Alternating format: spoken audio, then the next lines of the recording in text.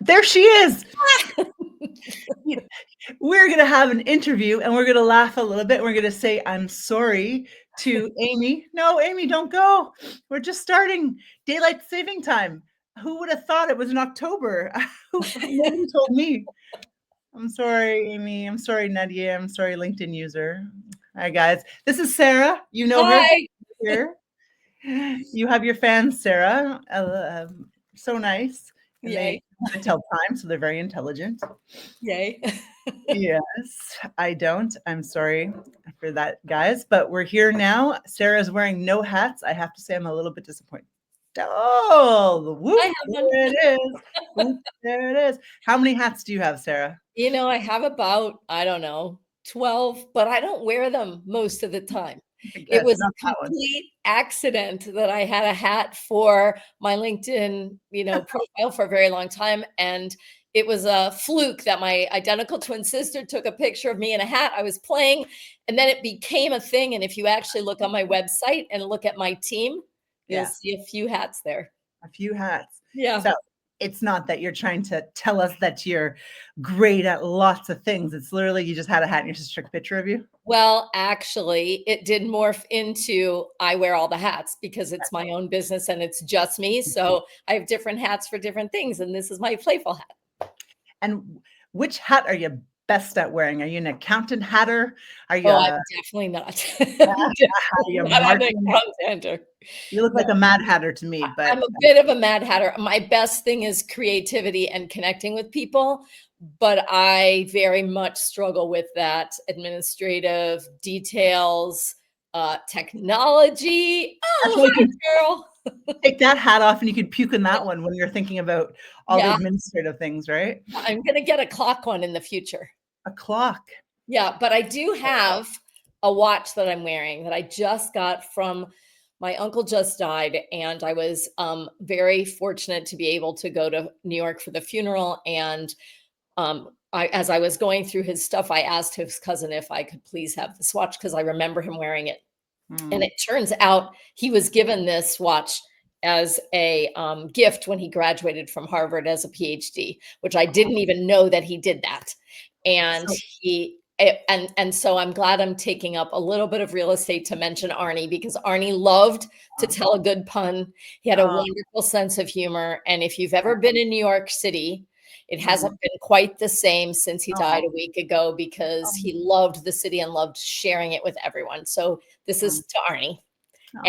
But I also happen to have over there 13 clocks on the wall. And it comes from James Thurber wrote a book called The 13 Clocks, which I was read to as a child. And the clocks freeze in the castle at a certain time.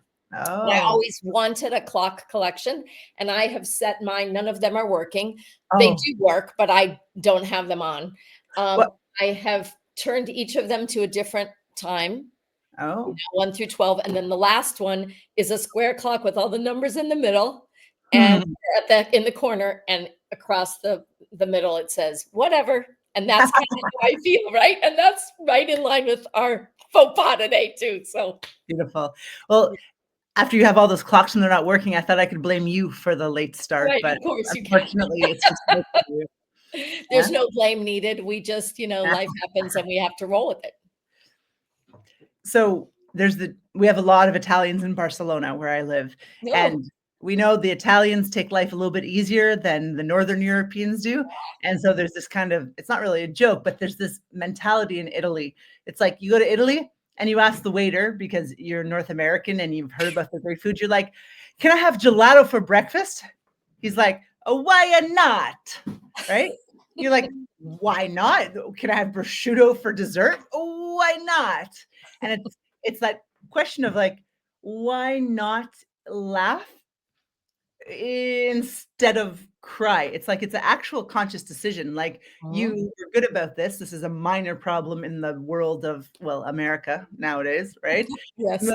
Can we laugh at the terrible things that happen with enough distance?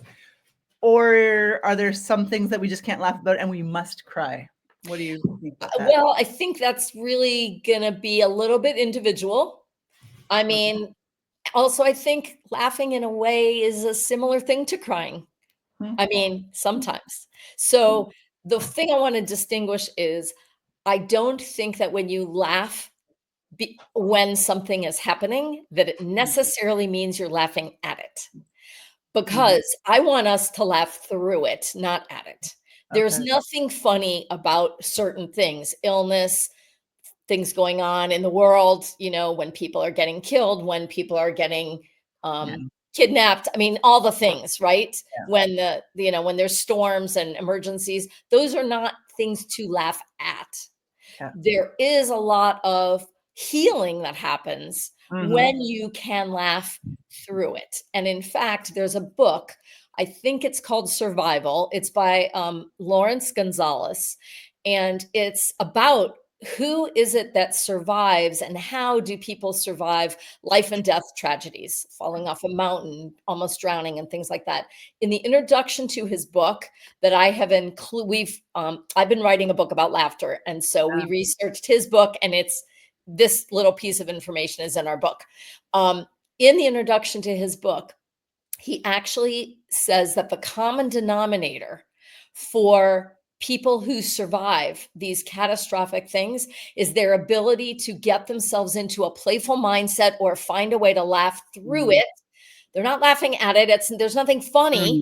mm, mhm, mhm, And I don't know if you know Merv Neal, but he's also a laughter yoga person mhm. from Australia. Okay. And he actually was a very big, successful businessman, then got a very serious illness. And when they told him, he started laughing. And they Mm, said, "Why are you laughing?" And he said, since I was a young boy, all I wanted was to be a successful business person. And here I am. I've reached this. And now look, now it's happening to me. He actually shifted gears, found laughter yoga. And I mean, he didn't found it as in he wasn't the founder of it, but he discovered laughter yoga. And he's at least 25 years, I think, since that time. And he's, fine now. And so I think if people know Norman Cousins, he's another one who he wasn't laughing at his illness. yeah, He was laughing at the comedy that he found, but he yeah, was really, because he lived an additional 25 years to what his doctors told him, he really wanted there to be some research yeah, about this. And yeah. so I think it's not about funny. Hmm. It's about what laughter, the physical and mental Mhm. gifts that laughter give us, Yeah, make it the go-to thing when you feel like crying and you yeah, can't even cry. yeah. That's maybe when you laugh. And that's maybe what Merv Neal did. So when these guys are laughing, and you and I are laughter yoga teachers, and the one guy you mentioned was, Right. we say your brain doesn't know the difference between real laughter and right? That's My right. brain thinks you and I are having a Right. ball right now, That's right. so it's gonna Well, start and we are creating a in ball. our bodies. We are in our bodies. We just Yeah, stimulated the vagus nerve, and all those things are firing, and the endorphins are coming in, and it's just incredible. so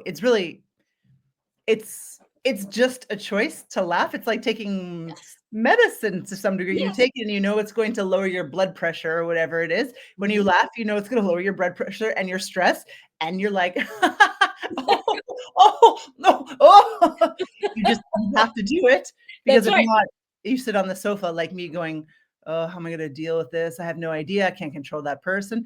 I can't control that person. She's crazy." Right. Right? I But you can't even can I never control do that, you but can control yourself. it's such a choice. Isn't that fascinating? Because I teach humor. There's Yes. 9 types of humor. Self-deprecating is the safest one as a on stage. The Right. Germans don't have any because they're verbs at the end of the sentence. Like, I get it here, Right. but I don't laugh enough, and it's like I forget. So it's like we need to write a sign on the wall. Do you have signs? You have clocks. Yeah, I have cards, and one of I don't have them right here. They say, "Have you laughed today?" And another Oh, one says, "Laugh now." And you give those away. They're available on my website, so ah, that's people can. nice. But really, we do need to be reminded to laugh. And Yeah, so, like, yeah. um, in the book that I've just written, "Discover the Power of Laughter," it's really about making a choice. in Mm, any given moment. We mm. can choose that stress. We can, in fact, sometimes we don't even choose it. Have you ever laughed at an inappropriate time? Let's All the time. say a funeral, a business meeting, a something. Mm, Most people then immediately go to self-judgment. Oh no, what's wrong with me? Why am I doing this? mm. Instead, I would like to offer, how about if you say to yourself, "Oh, what a gift," because you didn't consciously say, "Let me laugh at this inappropriate moment." What Mm, happened is you found yourself laughing at a time when you thought that maybe it wasn't the right time to laugh, but you were feeling probably so uncomfortable, so nervous, so scared, so something mhm, that, I mean, maybe somebody whispered something funny to you, but more than likely, it was just something triggered the stress in your body, and mm, then your body reacted by saying, because that releases the stress. mm. That, really sets off a chain reaction in your body. So when I teach comedy and I see one of your friends, like Keisha, you know Oh, her? yeah. Oh gosh. Hi, Lakeisha. Haven't seen you in a while. Yeah. Beautiful purple she's wearing. Um, Mhm. so always ask people, so why do humans laugh and monkeys and a couple dolphins, right? And nobody ever gets to the answer of humor very fast because they mention all the benefits of laughing. And Mhm. that's fascinating because it like relieves tension. If you're feeling anxious, it connects people. Da, da, da. And I'm like, yes, these are all the benefits of it. Right. And yet, why do humans laugh? And well, the Right. rule, as comedians, as Lakeisha would know, is surprise and unexpected things make us laugh. Yes. So you don't actually have to be funnier. You just have to say more surprising things and see things in a Exactly. upside down surprising way. Imagine your 80-year-old grandma was talking about LGBT plus stuff and how she would see it, or how Trump would see equality. Like Right. if you see it from a different way, you can see different perspectives of it, and Right. that's what's funny. Although Trump's never funny, Right. so that's not the best example. Well, yeah, let's not go there. But, Mm, um, but here's the thing. Um, uh, we don't we don't have to think it's funny in order to mm, laugh, okay. right? There's in fact, you know what percentage of laughter comes from humor? Must be quite low because people are not very funny, That's in right. my It's opinion. only 20%. But Really. a lot of people, when I ask that question, they'll say Yeah. 80%, some people say 100%. Ah, And the reason I think people think it's so high, we have such a strong association with, humor and laughter mm, that we think, "Oh, it's gotta be funny for me to laugh," right? mm. But we laugh when we're nervous, when we're scared, when we're, frustrated, when we are terrified sometimes, Oh, right? yeah? And Wow. so, if we Mm, laugh for all these and we also laugh just to connect with someone. mm. Right? Like, have you ever walked up to a group of people and they're talking and you hear some laughter, and then you stand around and you listen for a minute? No one's saying anything funny, but there's laughter happening. Because even babies learn at a young age, when they laugh, we give them positive feedback, so they're gonna do it again. So Mm, it's a way to say, "Hey, we're okay, we're connecting." hmm. Plus, it's contagious, so we might just hear it and do it because somebody else just did it. Well, if it's contagious, so is yawning, Yes, right? yes, And so how to explain that? No, science, right, yeah, doesn't even know right, how to explain that really yet. right. So that's fascinating. And they say, sorry, there's a LinkedIn user that says they have to reset it. So I would say you refresh just to this person, refresh your page and come back to Jessica Breitenfeld on LinkedIn. That hopefully gets you with us. I think she can't hear that. So anyone who's listening, can you type that to her in the chat box? Okay, Because we can't type to her, and I don't know who she is. So if you can do that, okay. Rachel, that would be awesome. Rachel says people tell jokes to entertain, to amuse themselves, and for relief. So that's a lot. That's a lot. Yes. There's a lot of pressure and sneezing. She says, Yes. Actually, I happen to sneeze in groups. Usually I sneeze like 5 or 6 or 7 "Oh times. no, And hilarious!" so, when I sneeze, I have a very loud sneeze, and Oh, my grandson got hysterical laughing at me. And mhm. and he's only 2, and he just every time I'd like, "Ha, ha, achoo," and he'd just start laughing. It was very funny. Yes. Have you ever done clown, Sarah? I've never been a clown. No? I mean, I've dressed up as a clown, but I've never actually been a clown. Okay. Because clowning is, well, the art of clown is very difficult. It's a 3-year-old seeing the world, and the Yeah, clown needs to get laughter. If there's no laughter, the clown hasn't done her job.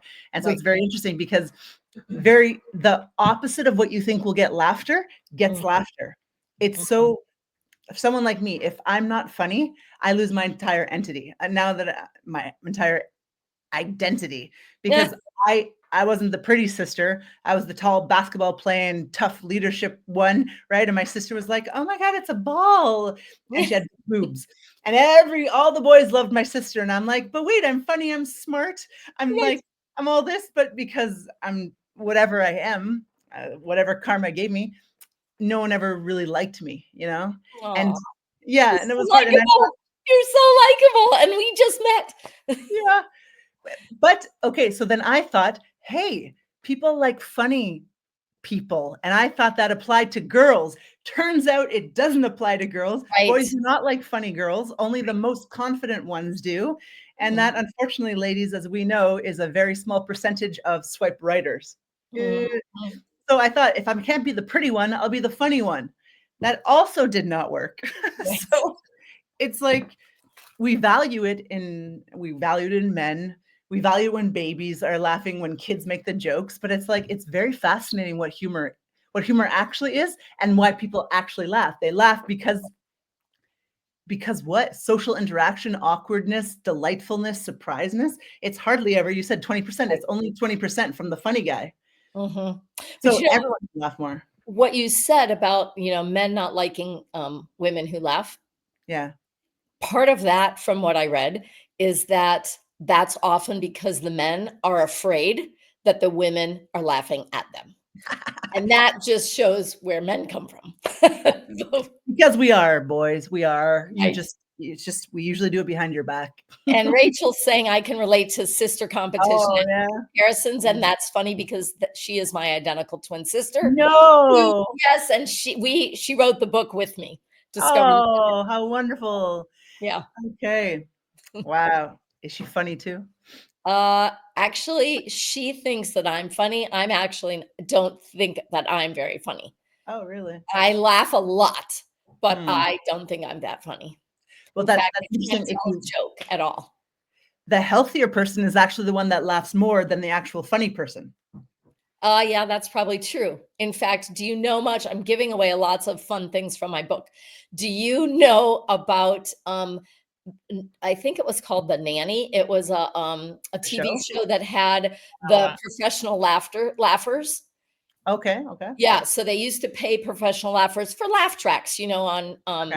yeah. Mhm. And so, what happened is that, when they stopped laughing, when the job dried up, those people reported being really depressed. And I've often thought, why didn't they just give a support group to themselves by serious by choice? Yes, that is my sister. But why didn't they find a way to keep themselves laughing? So, never had so many clumps of cheese found their way into a supermarket trolley without ever seeing one enter it. That's the sort see, and you get a laugh because it's like, "What?"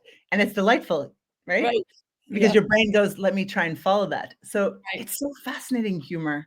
Yeah, it is. Well, You don't study laughter them. even is fascinating because there's humor and then there's other laughter, and all of it is a mystery.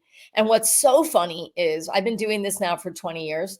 Oh, When I was a child, let's say middle school, my father, who was a high school civics teacher, he had a seminar at our house regularly. And huh. this one night, the conversation was, what makes us laugh? I Mhm. don't remember anything they said, but I've always remembered that topic, and then here I am all these years later doing this. So, Wow. So I know my clown teacher, I've mm, studied clown for 9 years, and I teach clown because uh-huh, for me, it's been the best way to get over my complexes. Yeah. If my identity is funny and I go on stage and I'm not funny, which I actually, unfortunately, am very often not funny, my entire identity falls apart. And I think this is how I used to feel. Nobody likes me. Nobody's going to hang out with me after the class is over. No man will ever love me because I am not funny, because it's such a high value for me. Because if I can't be pretty, I have to be funny because I'm not that smart. And I'm probably not going to get rich because I'm kind of like a Birkenstock hippie kind of person. And so I completely changed the identity. I was like, I could accept myself with my funny parts and with my crappy parts, but without that rejection in your face of like, you aren't who you think you are. You know, like I can say and meditate, oh, I'm not that funny. I'm a complete person. I'm a little bit farty sometimes. Sometimes I smell, but I'm usually wonderful. I'm a complete holistic being. Yeah, right. Until Right. someone like makes fun of me, and then oh, Yeah, right. the pieces go. I have Yeah. a Yeah, okay, I have a Okay. great, idea for you. So are Yeah. you familiar with the Japanese art form of kintsugi? No, it sounds It's when delicious. a piece of pottery breaks, instead of Oh, throwing it away, perfection. they fill it with gold lacquer, and the Mhm, idea mhm. is that they're gonna fill the mistakes, the flaws, the Mm, broken pieces with yeah. something beautiful. And so Mm, as you were describing, I'm, like, losing parts of myself because I'm uh-huh. not fitting. I'm thinking, "Get some gold thread in your clowning act, and if it's falling flat, then say, 'Oh, let me grab this piece and put it together with the gold,' so you can see the beauty, because it's all of you, right? And I just want to do a shout out because it's Women's History Month. We Oh, women take a lot of heat. We judge ourselves so harshly. And mm, as I'm listening to you talk, I can feel the pain that you've had your whole life of, mm, struggling with all these things. And I just would invite all of us to embrace who we are. Like, I have this one favorite saying that I put on one of my paintings, and it says, if I asked you, who do you love? How long would it take you to say yourself? and it wouldn't come. It wouldn't. Right. And the thing is, I really believe that we can't be available to love someone else until we first love ourselves. Oh gosh, Because don't tell my boyfriend. He's doing the dishes in the next room. yeah, It's like, "What? She doesn't love me? Oh, oh yeah. no." No, but the thing is, like, really, if you think about it, if you Mhm, don't really embrace who you are, then when someone else loves you, you doubt it.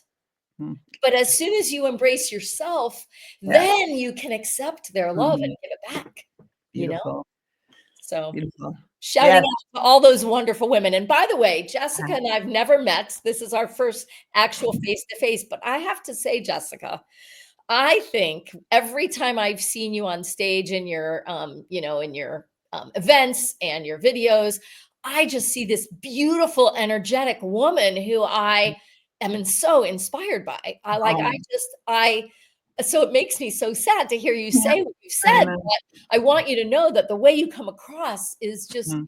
very genuine and authentic and so inspirational. I Uh, mean, you just have so much energy, and your message is the right message. I mean, how to be you, It's so important.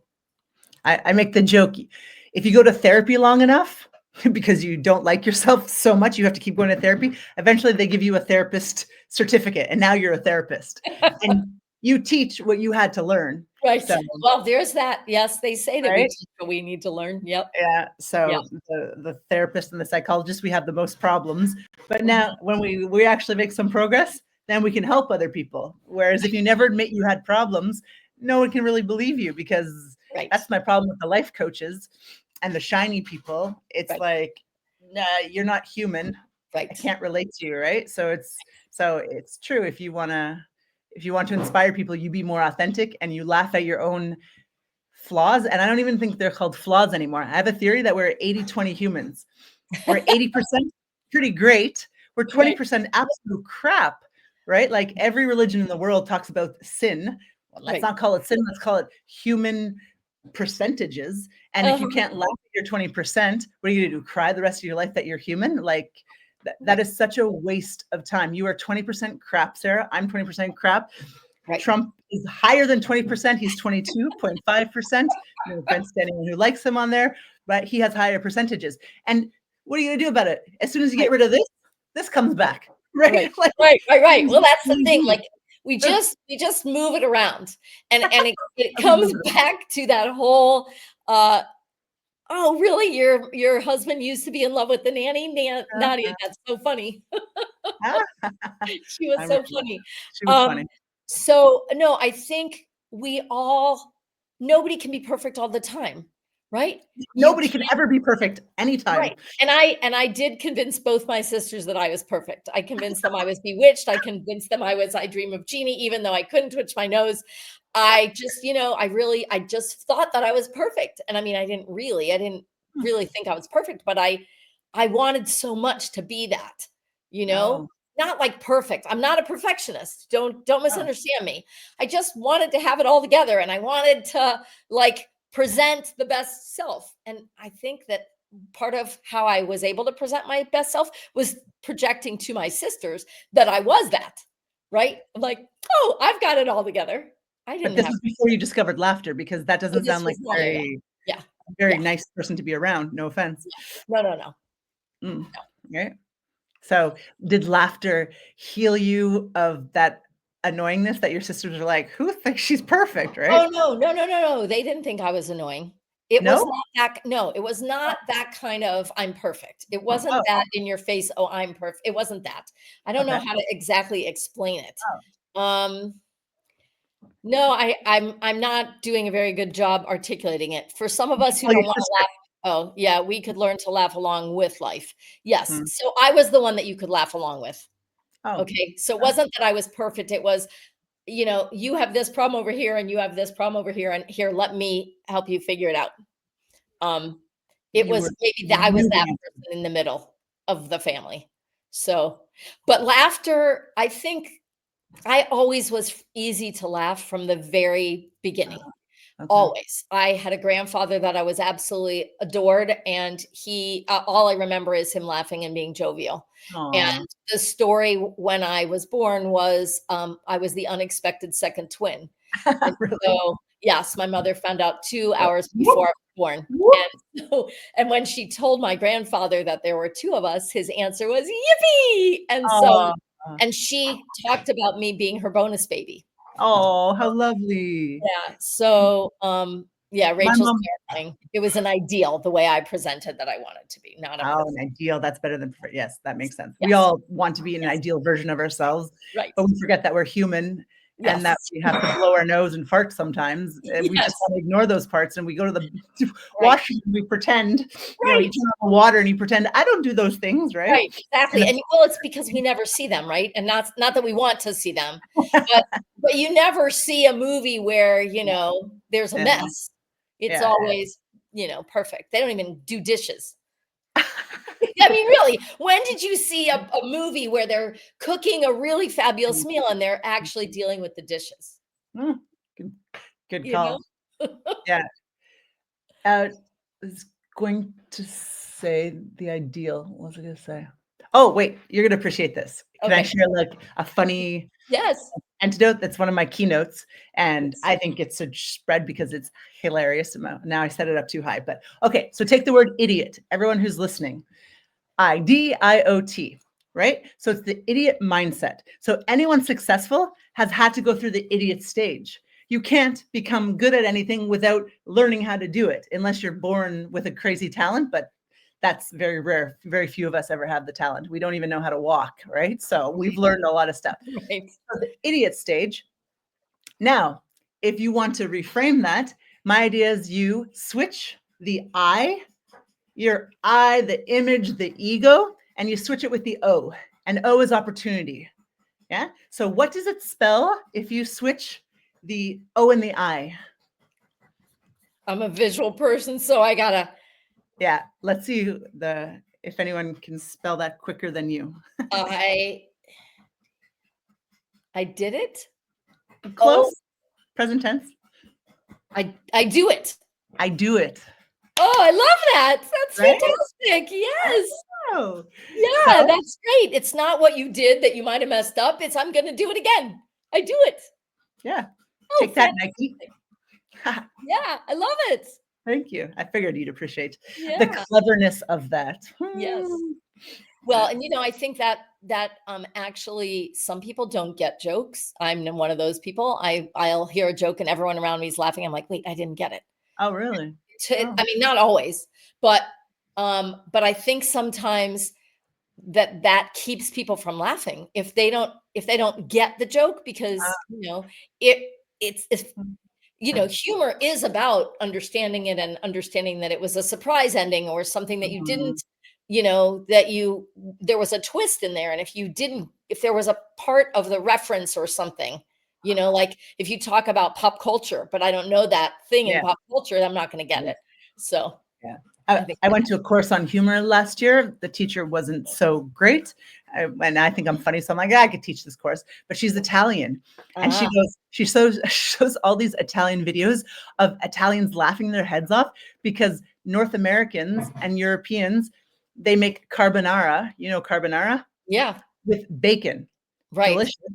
And they think that's so funny because it's actually prosciutto, or it's actually a Yeah, different type of right. part. It's the ass of a pig, not the rib of the pig. And they think that's so funny.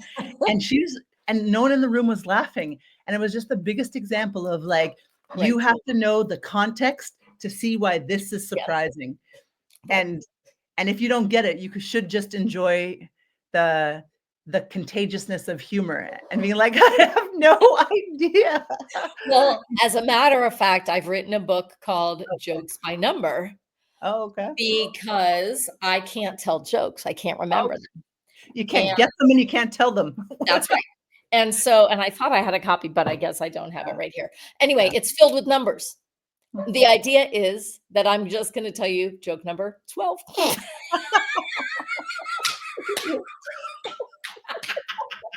Oh, that's cute. That's my favorite one, 12. And you see, you don't have to know the punchline. You don't have to be a good joke teller. Nobody has to understand your language. It's Yeah, just there, and it's so much enjoy fun. it. It's so much fun to watch. So when I train people to speak in public, my number one rule is like, you will not do it perfect. Don't do it perfect. Robots do it perfect. AI does it perfect. Like, enjoy yourself. So this moment of you laughing your head off at your joke 12, right, was so delightful because it wasn't really funny, but the joy of seeing someone else enjoy, like a kid eating an ice cream, it's like, Right, it's almost as enjoyable as you having it. right. Well, and Um, so that's really the crux of what I teach when I teach people to laugh. Mm. It's not gonna I couldn't laugh like that 20 years ago. Oh. I had to practice, Mm, right? I've practiced laughing on purpose at a moment's notice, at the drop mm, of a hat, um, just because I want all the benefits that I've learned. And we don't have to have a reason. In fact, even Madan Kataria, the founder of Laughter Yoga, he's written a book, and his book is Laugh for No Reason. I mm. take issue with that. It's not laughing for no reason. Yeah. It's laughing for all the reasons Yeah, because we yeah. want all the benefits, and there are so many. So, Mm, I think the more we can laugh, surround mhm, ourselves. If you need humor, then go to humor, the kind that makes you laugh. If mm, you want to surround yourself by people who make you laugh, but bring mm, laughter to your life. Because when mm, you feel like crying, to come back to our initial theme, when you feel like crying, sometimes laughter is the thing that is a little safer, maybe. Like, mm, I was laughing. I invited a friend of mine, another laughter colleague, when the war in Ukraine broke out 3 years ago. I mm, said, "I'm doing Facebook Live every day for COVID anyway. Will you please come on? I wanna laugh with you." And mm, at first she was like, "How can I laugh? My country's at war," mhm, like, and I said, "I know that. I'm not in any way making fun of or making light of, but I mm, know how stressed you are day after day." Actually, I mhm, don't even know how stressed you are. I can mm, only begin to imagine. mm, And I know you need some release in your body that you're probably not getting in an easy way. mhm, Since she was a laughter person herself anyway, I just wanted to remind her, when you're feeling all this stress, you can give yourself this gift of laughter to help mm, your body reset so you can mm, keep fighting, because that's ultimately what we all have to do, right? There's nothing funny about being sick, and yet that's where I learned to laugh. Hmm. was in my daughter's hospital room. Oh, wow. And Wow. so and it was a moment, and it just happened. I was living with her on the hospital floor. I was literally living in the bathroom floor on the floor in the bathroom. My husband at the time came to visit. He was living with my other 2 daughters, hours away, and, and he put her on his lap, and they started laughing, and I suddenly the laughter was different. It took me to another place, and that Oh, was the first time I recognized laughter as being so powerful. Like, I loved laughter, I loved laughing with my grandfather, but this was so different.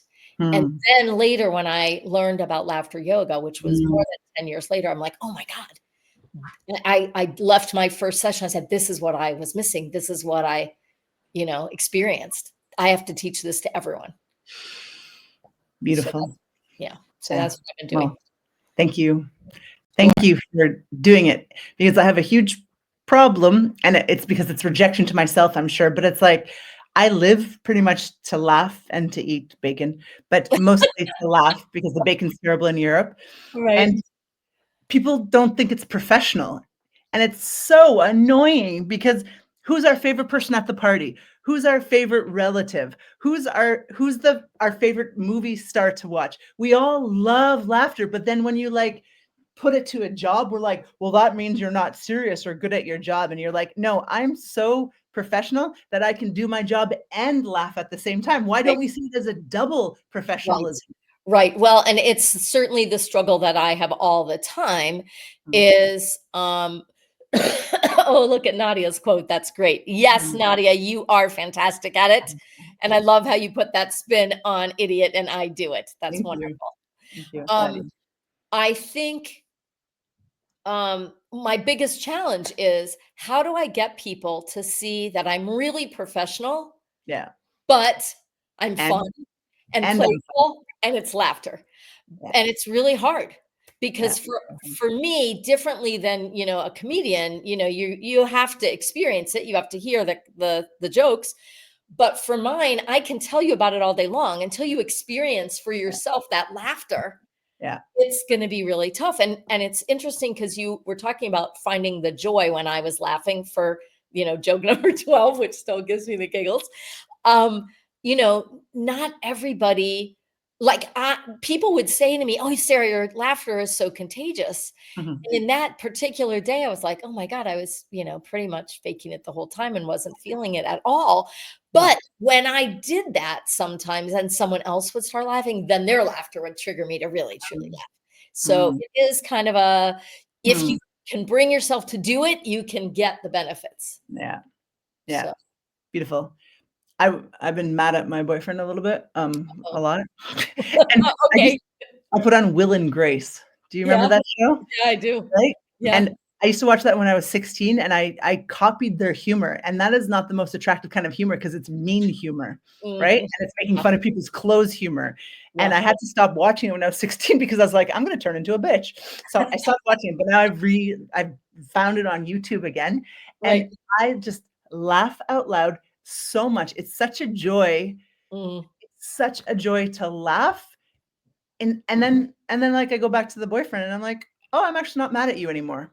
And Yes, that's so good. I'm giving you so you must put discover the power of laughter in your notes here because I'm giving away way too many tips from my book. not gonna read your But book anymore now. but Annette Goodhart was a laughter therapist and she did a lot of stuff on relationships.